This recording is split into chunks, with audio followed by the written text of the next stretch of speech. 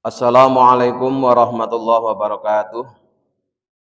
Bismillah, alhamdulillah, assalatu wassalamu ala rasulillah Sayyidina wa maulana Muhammad ibn Abdillah la nabiyya ba'dah wa ala alihi wa man tabi'ah minat dunya ilal qiyamah.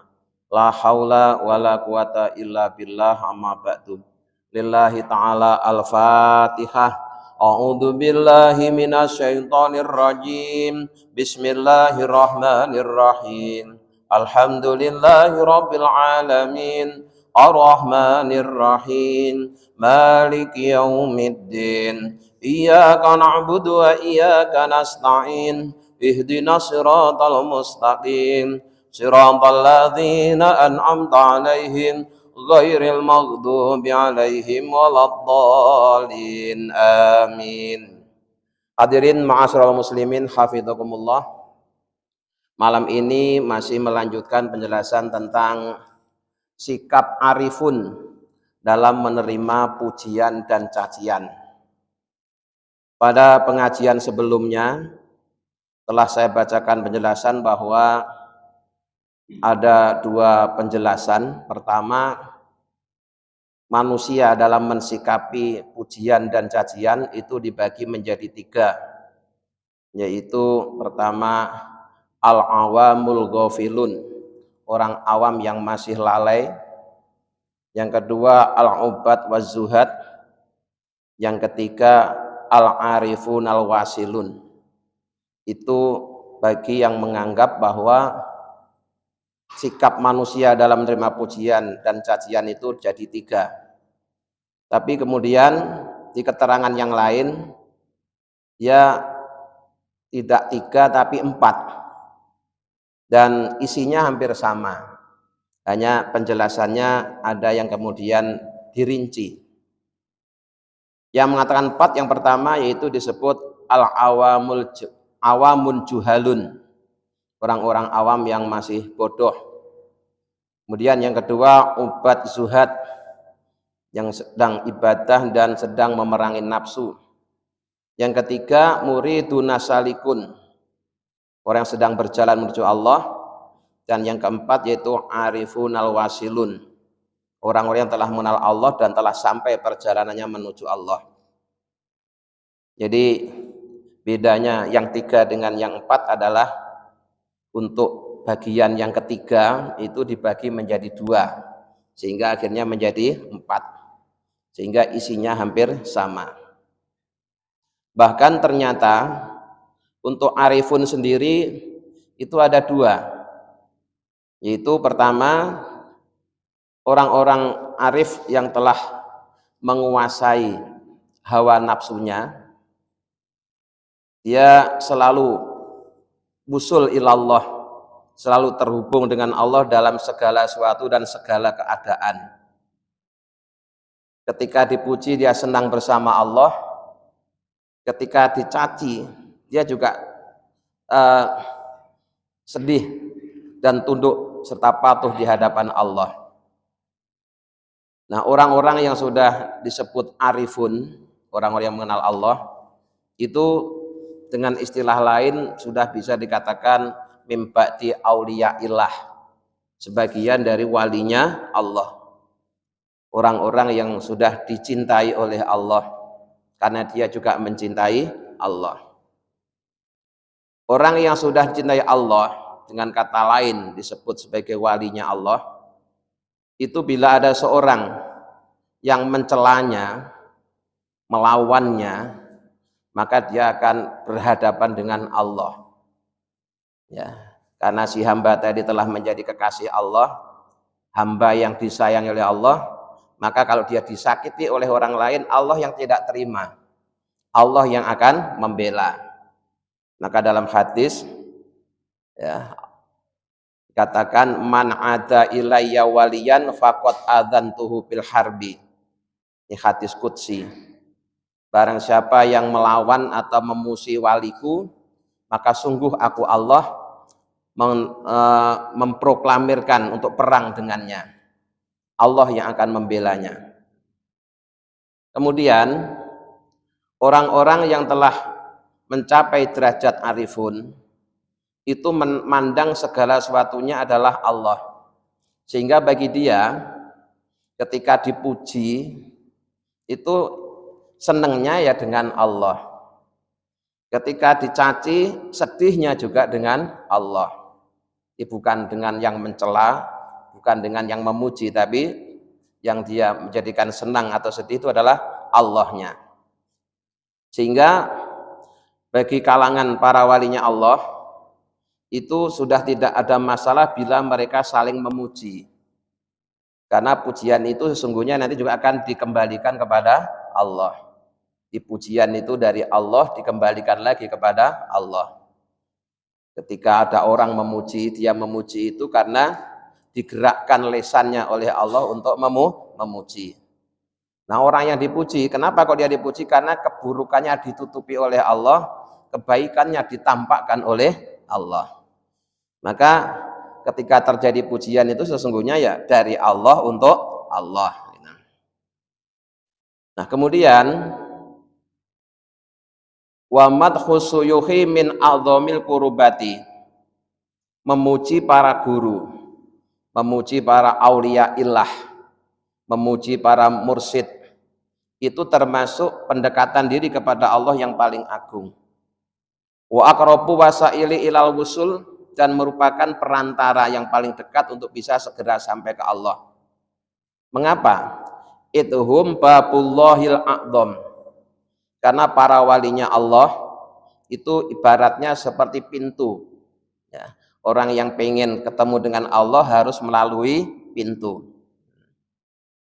Kalau dalam hadis, orang yang pengen mengambil ilmu dari Rasulullah harus lewat Sayyidina Ali. Jika Rasulullah bersabda, ana babul ilmi wa aliyu ana madinatul ilmi wa aliyu babuha. Aku itu gedungnya ilmu dan Ali adalah pintunya. Sehingga kalau ingin ngambil ilmu dari gedung harus melalui pintu. Nah, para walinya Allah, para syekh itu digambarkan seperti pintu. Seorang yang pengen ketemu dengan Allah harus melalui bimbingan para walinya Allah, harus lewat pintu. Wayatullahil akhiratu biyadit takhilin ilal hadrati.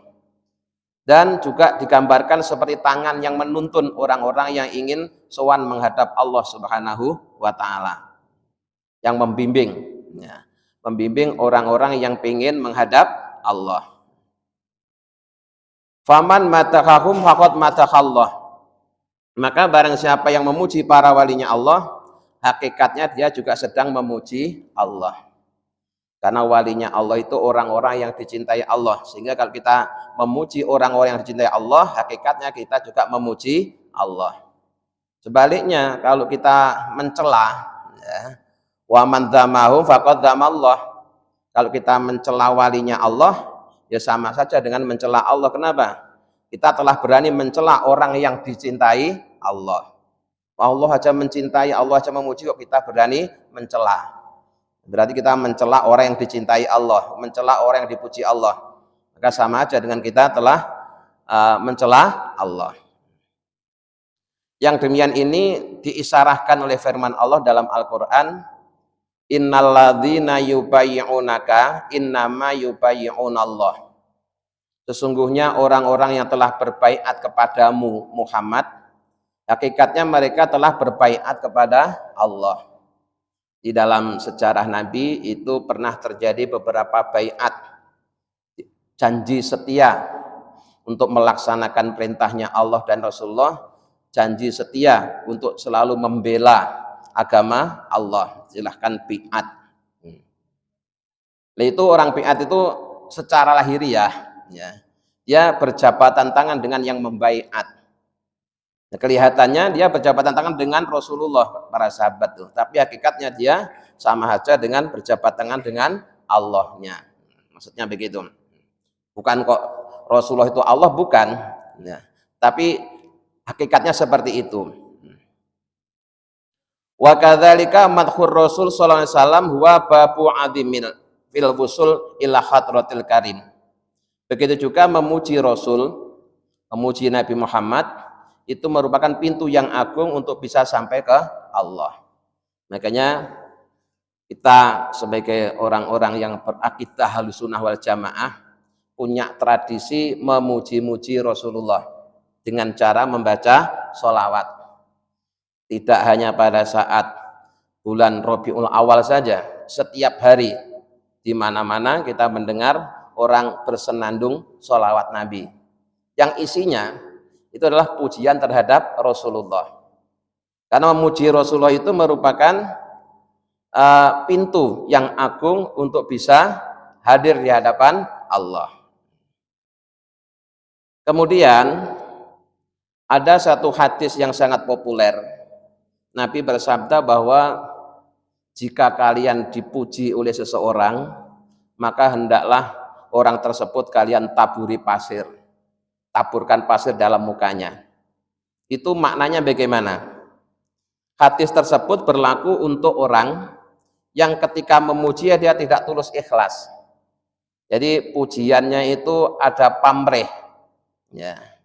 Jadi misalkan seorang memuji-muji orang kaya supaya dia diberi sedekah, atau memuji-muji pejabat supaya dia juga dikasih jabatan.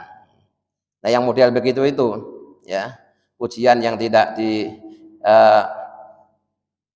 pujian yang tidak dicela, pujian yang tidak diizinkan, istilahnya. Yang dianjurkan kita yang dipuji supaya membalas pujian itu dengan kita taburi pasir. Di hadis tersebut berlaku untuk orang-orang yang dalam memuji itu tidak tulus ikhlas atau pujian yang ada pamrihnya, ya.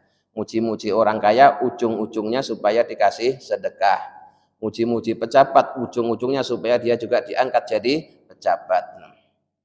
Nah, berikutnya wa ammal arifunal mutahaqqiqun, adapun orang-orang yang telah mengenal Allah secara hakiki, faqad araful mamduha, maka sungguh dia telah benar-benar mengenal yang dipuji. Wa ghabu an suhutil wasitati fil madihi wal mamduhi, dan mereka sudah tidak memandang perantara baik yang memuji maupun yang dipuji.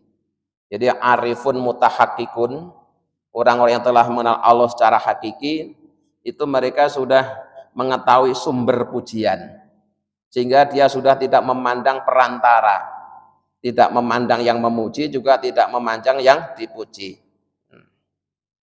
Nah, yang demikian ini itu ada tandanya, ya. Ada tandanya, yaitu pertama tahqiqul i'tidal wastiwa'ul ahwal. Orang yang pengenalannya terhadap Allah sudah tingkatan hakiki, itu mereka digambarkan seperti orang yang sudah tegak lurus dalam setiap kondisi, sehingga kondisi apapun yang dihadapi itu tidak merubah pendiriannya dan pandangannya di hadapan Allah. Nah, yang demikian ini seperti halnya al-madhu wa dhammu. Seseorang yang ketika dan dipuji itu cara mensikapinya sama. Dipuji tidak menjadikan dia merasa tinggi, dicaci maki juga tidak merasa rendah. Karena sudah tidak memandang manusia, sudah tidak memandang makhluk, baik yang memuji maupun yang dipuji. Yang dia pandang adalah hanya Allah. Jadi dihujat, dicaci maki itu sedikit pun tidak mengaruhi sikapnya. Ya, kalau dia yakin benar tetap jalan, walaupun banyak orang yang menghujat. Wal izu wal dhullu, begitu juga dia sudah bersikap sama terhadap kemuliaan dan kehinaan. Ini juga paling sulit. Ini kan sudah tingkatannya para walinya Allah. Ya, orang yang sudah orientasinya Allah itu dipuji maupun dicaci sama.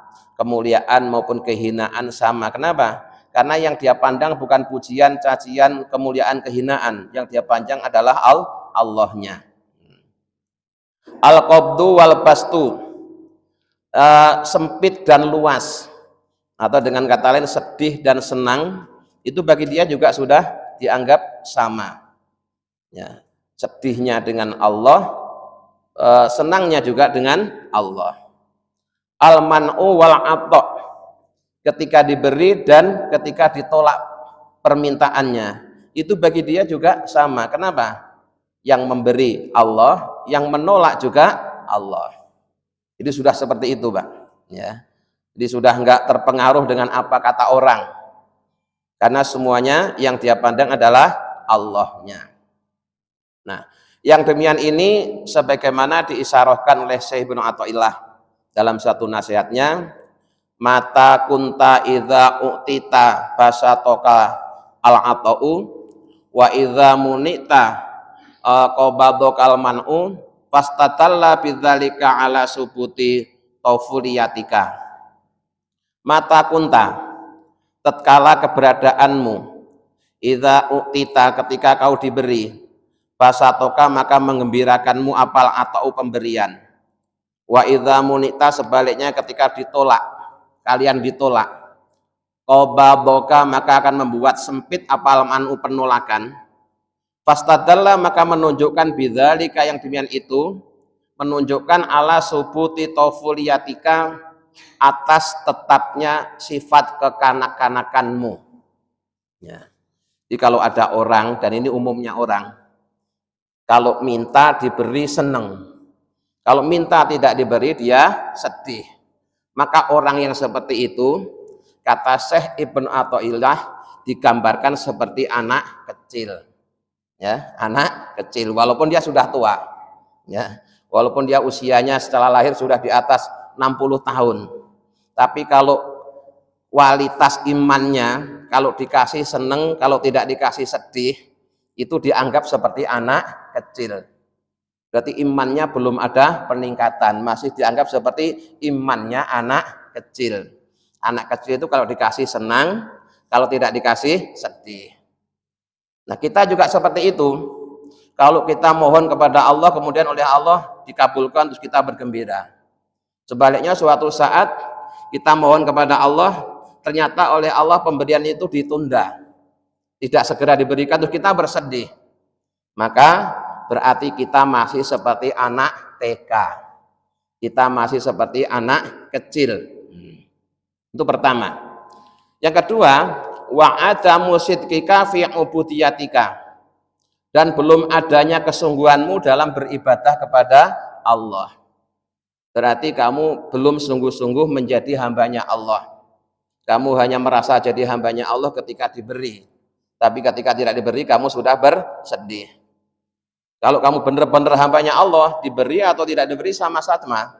Ya, ketika diberi yang beri Allah, ketika tidak diberi yang tidak diberi juga, yang tidak memberi juga Allah. Nah, di taufuliyatika itu ada yang memaknai seperti anak-anak atau sifat kekanak-kanakan. Tapi sebenarnya ya, makna yang lain itu taufuliyat itu ialah orang yang menyusup dalam undangan. Jadi kalau ada jamuan makan, orang itu sebenarnya tidak diundang, tapi terus gabung dalam undangan supaya dia bisa makan. Padahal dia tidak diundang dan tidak diizinkan untuk ikut makan, tapi yang gabung dalam undangan itu istilahnya disebut taufuliyah. Kenapa kok disebut taufuliyah? Karena dulu yang perilakunya seperti itu seseorang yang namanya taufuli. Ya, jadi ada orang namanya taufuli. Taufuli itu perilakunya setiap ada orang makan-makan, dia diundang atau tidak diundang, dia pasti datang. Walaupun yang punya hajat tidak menghendakinya. Ya, dia ikut masuk ke dalam undangan, ikut makan, ya. Habis itu pergi lagi. Nah, orang itu kan dia dikenal dengan tauful. Nah, jadi seseorang yang hanya senang ketika diberi dan sedih ketika tidak diberi, maka orang yang seperti itu berarti kualitas imannya kepada Allah masih seperti anak-anak. Walaupun secara lahiriah dia usianya sudah di atas 70 tahun. Nah, jadi ya kadang kualitas iman itu tidak berbanding lurus dengan umur. Ya. Ada bisa jadi orang itu masih muda bahkan masih anak-anak, tapi kualitas imannya sudah tua, ya, sudah dewasa maksudnya. Atau sebaliknya, orangnya sudah tua di atas 70 tahun tapi masih kayak anak-anak, senengnya kalau diberi, kalau enggak dikasih nangis. Nah, itu berarti anak-anak. Nah, kultu aku menjelaskan, sang penulis kitab ini, at-tafuliyatu wa tatafulu, kalimat tofuliyah atau tatoful, huwa atuhulu, yaitu masuk, fi qaumin, dalam golongan seorang, walaisa, dan bukanlah dia minhum, dari golongan tersebut. Jadi bukan wali tapi ngaku jadi wali, bukan kiai tapi ngaku jadi kiai, bukan ustadz tapi ngaku jadi ustadz. Itu maksudnya gitu, masuk dalam kelompoknya padahal dia bukan kelasnya, bukan pejabat ngaku pejabat, dan seterusnya. Pokoknya seorang yang masuk pada satu kaum yang dia sebenarnya bukan bagian dari kaum tersebut, maka bisa dikatakan penyusup, ya, penyusup. Walam yasta'dzanhum, dan sungguhnya dia tidak diizinkan untuk masuk dalam kelompok tersebut. Nah, itu namanya tofuliyah atau tatoful. Watofiliyu walladzi yati lil walimati min ghairi dakwatin. Tofili atau tufaili itu orang yang menghadiri atau mendatangi walimah dengan tanpa diundang. Di setiap ada orang punya acara makan-makan, dia pasti datang walaupun tidak diundang. Itu istilahnya tufail, ya, tufail. Wa huwa mansubun ila rajulin min ahlil Kufah. Istilah tufail itu dinisbatkan kepada seorang laki-laki dari Kufah, min Bani Abdillahi Ghatfan, dari Bani Abdillah bin Ghatfan. Ini di kota Kufah. Kufah itu bagian dari Irak sekarang, ya. Itu dulu ada suku Bani Abdillah bin Ghatfan. Nah, itu ada anak muda namanya Tufail. Tufail ini suka datang kalau ada orang lagi makan. Wa kana yuqalu lahu Tufailul A'ros, sampai kemudian orang tadi itu dipanggil dengan Tufailul A'ros, orang yang selalu menghadiri walimah walaupun dia tidak diundang. Di mana saja ada jamuan makan, dia pasti hadir di situ walaupun tidak diinginkan dan tidak diundang. Nah, maka kita di masjid kita kalau ada undangan, kita katakan undangan itu untuk umum kepada jamaah. Jadi semua yang jamaah sah hukumnya untuk hadir. Kok seandainya undangan itu pakai kertas undangan misalnya, disebutkan namanya, maka berarti yang tidak dapat undangan kertas tidak sah untuk hadir. Itu. Tapi kalau undangannya umum, semuanya tidak ada yang diberi undangan kertas, wis diumumkan habis sholat, berarti semua yang mendengar undangan itu sah hukumnya untuk menghadiri undangan, ya. Di Bapak nggak usah ragu-ragu. Nanti kalau di tempat kita, ya biasanya ada undangan dari warga, kan kita tidak nyebutin nama kan, siapa saja, ya, di bapak-bapak, bahwa kita semua diundang. Nah, makanya kalau kalimatnya seperti itu, semua yang mendengar pengumuman itu sah hukumnya untuk hadir. Nah, tapi kalau misalkan dibagikan undangan satu persatu, nah itu yang tidak kebagian tidak sah untuk hadir. Namanya tufail nanti kalau hadir. Ya. Berarti dia penyusup, tidak diundang kok ikut datang. Nah, karena yati ilal walaim. Jadi tufail, ya, tufail dari ahli Kufah Bani Abdillah bin Ghatfan ini suka menghadiri berbagai macam jenis walimah min ghairi ayyud'a ilaiha, tanpa diundang. Fasabahal mu'allifu bihi, maka kalimat tufail ini saking populernya kemudian oleh sang pengarang kitab ini dijadikan istilah, ya, man tahola mal qaumi walam yatahaqqaq bima tahaqqaqu bihi min istiwa'il ahwali. Di setiap seseorang yang masuk dalam satu kelompok, masuk dalam satu komunitas padahal dia bukan bagian dari komunitas tersebut, ya, dia disebut penyusup. Nah, karena sama-sama dia menyusup, ya, datang tanpa diundang. Nah, penyusup datang tanpa diundang. Nah, Kalau kaitannya dengan kajian tasawuf, yaitu banyak orang yang ngaku wali. Nah, padahal sesungguhnya dia bukan wali, dia masih kanak-kanak tadi itu. Karena kalau pengen bener-bener wali, ya tadinya tandanya tadi itu bahwa dipuji maupun dicaci sama, mulia mau dimuliakan maupun dihina sama, ya. Sempit maupun lapang sama, diberi maupun ditolak sama. Kalau sudah begitu pantas disebut sebagai sebagian dari walinya Allah. Tapi kalau modelnya senengnya kalau dikasih, kalau tidak dikasih terus sedih, kok ngaku walinya Allah, pengakuannya nggak sah. Bahkan dia masih kelasnya anak-anak. Kelasnya anak-anak. Fa idza kunta, maka jika keberadaanmu ayyuhal fakir, wahai orang yang fakir yang butuh.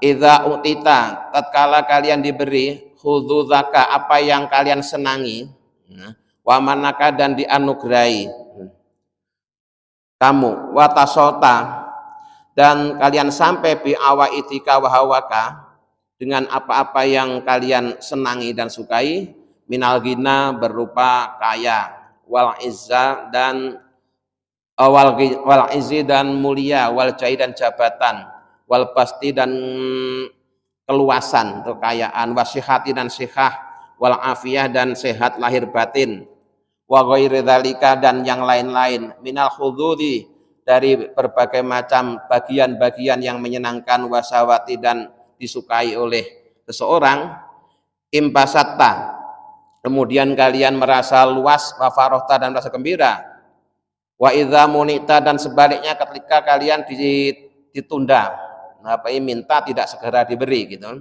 min khududika, dari kesenanganmu, wa sahwatika, dan sahwatmu, wa abdalakal, dan menggantimu, diganti padamu, al-ghina, kaya, bil fakri, diganti fakir. Tadinya kaya kemudian oleh Allah diubah jadi orang fakir. Wal izza, yang tadinya mulia, bidzuli, berubah menjadi hina. Wal jah, yang tadinya punya jabatan, bil humul, kemudian dia menjadi pensiun misalnya, atau dicopot dari jabatannya. Wal basto, kemudian tadinya luas rezekinya, bil qabti, diubah menjadi sempit. Wasihata, yang tadinya sehat, bil marodi, diganti sakit. Wal afiyata, yang tadinya bebas dari segala bencana, kemudian berubah bil bilayati, hidupnya selalu penuh dengan cobaan dan ujian. Kemudian in qobatta, kalian merasa sempit, wajazita, dan merasa sedih, fastadalla, maka menunjukkan bidzalika, yang dengan itu, ala subuti tato fulika, atas adanya sifat kekanak-kanakanmu, ala kalamihim, menurut pendapatnya para walinya Allah. Nah, jadi seseorang walaupun dia ngaku kekasihnya Allah, tapi kalau kemudian senangnya hanya saat dikasih sesuai dengan keinginannya, dan dia akan bersedih ketika kesenangannya dicabut oleh Allah, maka orang yang seperti itu tidak bisa dikatakan sebagai walinya Allah, tapi dia hanya orang yang ngaku-ngaku walinya Allah. Seperti halnya tadi itu, sebenarnya dia tidak diundang dalam walimah, tapi dia ikut hadir dan ikut makan, padahal tuan rumahnya tidak ngundang. Walan nisbata laka mimaqamihim, walaupun kalian berada di tengah-tengahnya, tapi kalian bukan bagian dari mereka. Hanya sekedar ada di situ, ya namanya penyusup. Walaupun dia duduk di kursi tamu, tapi karena dia tidak diundang, statusnya bukan tamu, namanya tamu tak diundang. Ya, bahasa Jawanya nerambul. Nerambul itu ya tadi itu menyusup. Ada orang makan-makan, dia nggak diundang, terus dia ikut masuk dan ikut makan. Itu dulu banyak terjadi di kampung-kampung kalau ada orang hajatan. Ya, itu anak-anak nakal itu suka begitu. Ya, datang tiba-tiba minta makan, minta dilayani, habis itu pergi. Itu dulu di kampung masih musim seperti itu, tapi sekarang udah nggak ada. Di kota kadang juga ada, ya. Kalau pesta-pesta perkawinan di gedung-gedung besar, itu kalau keamanannya nggak jeli juga banyak yang seperti itu, ya. Datang hanya sekedar minta makan, tapi sebenarnya dia bukan bagian dari undangan. Yang seperti itu tuh walaupun tidak memaksa, itu hukumnya haram, tidak diundang. ya. Tidak diundang kok ikut makan, itu haram itu statusnya. Wa inna ma anta tufailiyul a'ros. Sesungguhnya status kalian itu seperti orang yang bernama Tufail A'ros, itu orang yang suka mendatangi walimah padahal dia tidak diundang. Mazalta fi ghaflatin nu'as, kalian tetap termasuk golongan orang-orang yang lalai. Wastadalla bidzalika aidan ala adami sidqika, selain kalian masih dianggap anak-anak, juga kalian belum bisa dikatakan orang yang benar-benar ngaku sebagai hambanya Allah. Di pengakuanmu sebagai hamba Allah itu belum terbukti. Ya, maksudnya gitu. Kita kadang-kadang senang, ya, bangga menyebut diri kita sebagai hamba Allah. Malah kadang-kadang nggak mau disebut namanya, tulis saja nama hamba Allah. Padahal resikonya itu, Pak. Ya. Kalau benar-benar hamba Allah, ya, pengakuan kita itu akan sah jika kita sudah bisa diberi atau tidak diberi sama. Nah, sementara kita kan selama ini kalau diberi senang, kalau tidak diberi sedih. Berarti ya belum sepenuhnya sah pengakuan kita sebagai hamba Allah. Ya, tapi daripada hambanya yang lain ya tetap aja ngaku hambanya Allah. Tapi sekedar pengakuan, belum sebenarnya. Idzi sidqu, karena sesungguhnya yang benar fil ubudiyati, dalam ubudiyah, yaqtadi istiwaan nikmati wal baliyah. Orang itu harus bisa merasa sama ketika dapat nikmat maupun dapat bencana. Jadi diberi bencana maupun diberi nikmat itu rasanya sama. Kalau dia diberi nikmat berarti dia sedang menyaksikan maha indahnya Allah. Kalau diberi ujian, bencana, berarti dia sedang menyaksikan keagungan Allah. Jadi yang dilihat selalu Allahnya, bukan bencana dan nikmat, bukan pujian dan cacian, bukan kaya dan miskin, sehat dan sakit, tidak. Yang dilihat semuanya adalah Allahnya.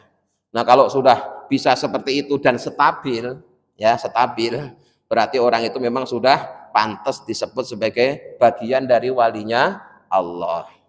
Berarti pengakuannya sebagai hamba Allah itu sudah sah, ya. Karena sudah terbukti, ya, apapun yang terjadi dia tetap hambanya Allah, baik ketika diberi maupun ketika belum diberi. Mudah-mudahan dengan bimbingan Allah kita bisa memahami dan mengamalkannya. Amin ya rabbal alamin. Allahumma sholli ala sayyidina Muhammad wa ala sayyidina Muhammad, alhamdulillahi rabbil alamin. Allahumma inna nas'aluka imanan da'ima yaqinan shadiqan wa qalban khashi'an lisanan dzakiran wa rizqan halalan wa ilman nafi'an dan sholihah. Rabbana atina fid dunya hasanah wa fil akhirati hasanah wa qina adzabannar. Subhana rabbika rabbil izzati amma yasifun wa salamun alal mursalin walhamdulillahi rabbil alamin. Assalamualaikum warahmatullahi wabarakatuh.